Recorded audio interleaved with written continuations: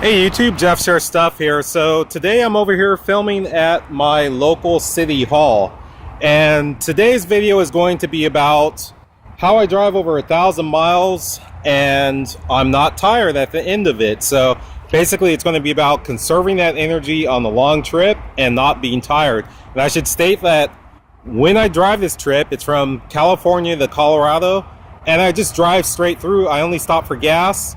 And the techniques I've used, I'm not tired at the end of that 1,000-mile trip, and that's over 16 hours of driving. So the first tip that I want to give you is, before your trip, you want to have a checklist of the items that you're going to take with you. So once you've compiled that checklist, basically you want to take those items and put them on the floor in your house or your apartment, pile them all up, and then basically what I will do is, over the period of a couple of weeks, I'm going to gradually load those items into my van. So the reason why I give myself so much time to load these items is because I don't want to do anything at the last minute, possibly forget something. I don't want to be rushing, because when you have to rush and you're worried about forgetting something, that creates stress, and the stress is going to make you tired. So another thing is, you want to make sure that you get your 8 hours of sleep. And another thing that's key is, you don't want to throw off your sleep cycle. So if you're going to be driving over 1,000 miles, 16 hours straight on the road, only stopping for gas, just driving straight through, you don't want, if you wake up normally at 8 a.m. and start your day, don't all of a sudden say, hey, I'm going to wake up at 4 a.m. and then hit the road immediately. You know what? You're going to throw off your sleep cycle, and you're not going to be able to drive that 1,000 miles straight. You're just going to get exhausted. So stick to your regular sleep pattern. Okay, this next bit of advice of what I do on my trip, I mean, this is key. This is like the key to it all right here. So you see the armrest I have right here in my van. Basically, what you're going to do is, you're going to prop your arms up on those armrests, and basically they're going to hold your arms in place. All right, so hopefully you can see that. There's the armrest. I've got my arms, both my arms, placed on the armrest. It's supporting the weight of my arms, and then basically I'm going to hold on to the steering wheel that way, because if you don't have the armrest there, and your arms are elevated, and that's how you're holding this steering wheel, that's just going to create fatigue. Basically, you're going to feel it in your shoulders, down into your arms, even possibly your neck and your back.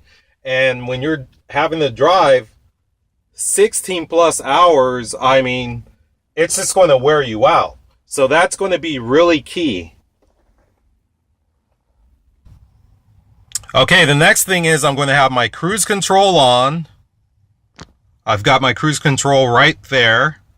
And then also, the way that the seats are in the Vanagon, basically you sit up really high. So it's going to help you a lot, as far as you're not going to get leg cramps, and your feet most likely aren't going to fall asleep. I've never had mine fall asleep. I know everyone is different.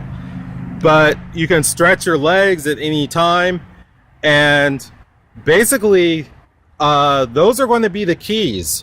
Oh, another thing I should add is, make sure that when you're stopping for gas, that you go ahead and take a restroom break. It sounds funny, but the thing is that if you find yourself in a situation where you really have to go to the bathroom bad, you start to get very uncomfortable, and that's just going to agitate you and lead to you possibly, you know, some fatigue there. So you want to be as comfortable as possible on this trip. The next thing that I do also is, I have the radio going. I have upbeat music going on the stereo.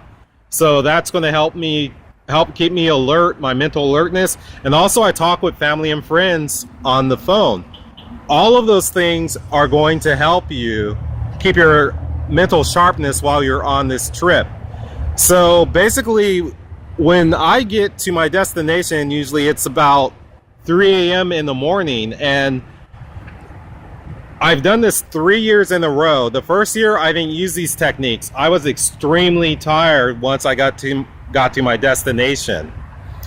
The next 2 years, I wasn't tired at all. In fact, when I got to my destination, I sat up for another 2 hours just talking with my relatives. So I should also add that my nephew is a truck driver, and he told me, hey, I used the armrest technique that you told me about, and it just helped tremendously. I wasn't nearly as tired at the end of my shifts. So I'm hoping that all this information was helpful for you. Oh, one more thing. I'm sorry about that. One more thing. Right here, the center console. I keep food in there, okay? It's right there in arm's reach. I usually have some carbohydrates and some protein, nothing heavy, just enough to keep my energy going. And then also, I usually have a really large homemade iced tea, basically 6 Lipton tea bags in it. And that's really going to keep me going.